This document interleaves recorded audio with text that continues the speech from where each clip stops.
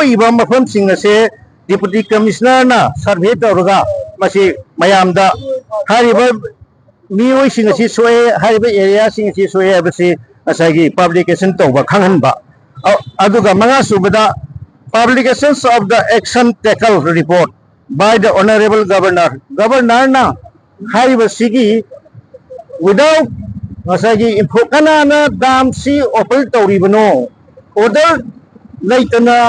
anana authority kana na tharibano authority oriba midongi matakta kari action lokalagbage habase governor na public ta khangalba hariba point manga asini koi nasi piyariba memorandum asira yawse Honorable Governor kita memorandum tiba tang jabasi Manipur Pradesh Congress Committee na koi nahan how tiba 19th of September da koi Mapitel Dam da Mapong Dam da koi na and recently koi unprecedented flood focus in Manipur da district ahum da maruina Imphal East Imphal West amati Thawal district aduga Kacking district da koi flood focus ba siga mari leina na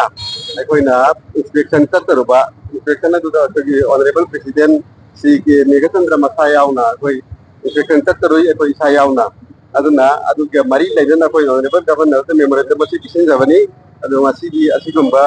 press bite asi koi Manipur Pradesh Congress Committee ki General Secretary oi biri ba koi CW samjaina briefing TV kani akhoi hujik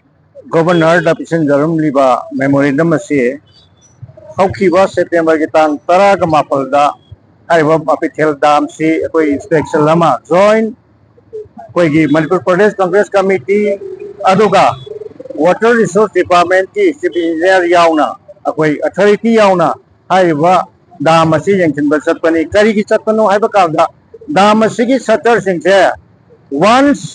at the random pull up tharakpadagi asagi makhada down line de leriba stream sigi down line de leriba miyoi praja kaya gi awa ana amata ba asagi yum thumbadagi hetokna low nga farm gari aduga mi phawba mi ani phawba mai khogi life mang ki ba si ki ba asigi maram se khra maina to bano haidana akoi di chief engineer ga chatna koi yengchina mo tamda dam si samaina sing si over flood oire aduna akoi dam ase thara ani aduga nakoi makha da leiba sing se alert leiro samaina dam se thara ani habagi without any information arigumba information amata pidana asagi dam ase dak launa thadharak padagi hariba natural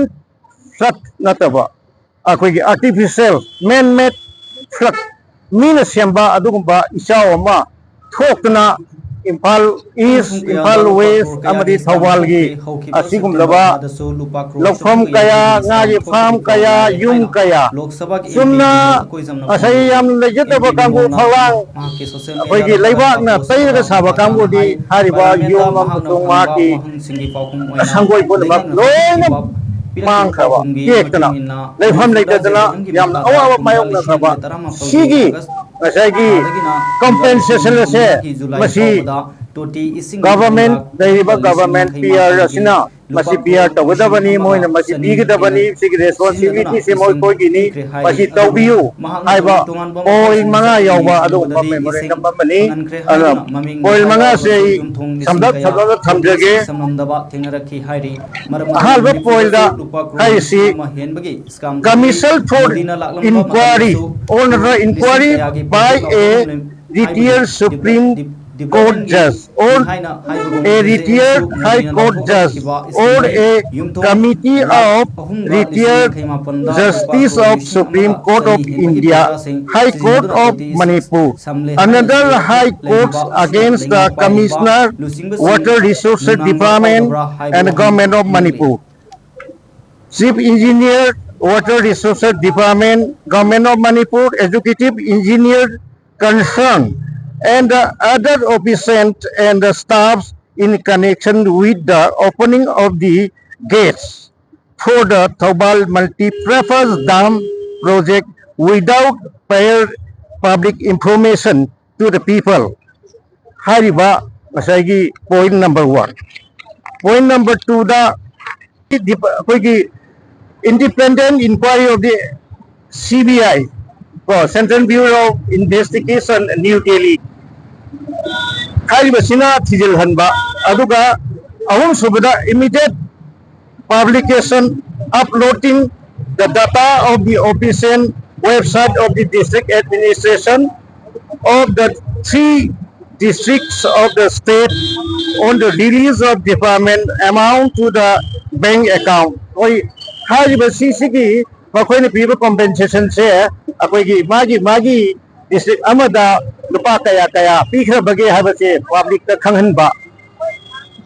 maru ena mathangda immediate publication and uploading the data on the official website of the district administration for the 3 districts of the state on the respect deputy commissioner approved survey report to the affected persons and areas. Haribasi gasagi shoiba mafam singna se deputy commissioner na survey tawraga masi mayamda hariba mioi singasi soe hariba area singasi soe abasi asagi publication tawba khanghanba aduga manga subada publications of the action taken report by the honorable governor na haribasigi without masagi infokana na dam si opal tawribano order laitana kanana authority kanana tharibano authority wariba midogi batakta kari action local agbage habase governor na public ta khangalba hariba point manga asini koin masi piya riba memorandum asira yawse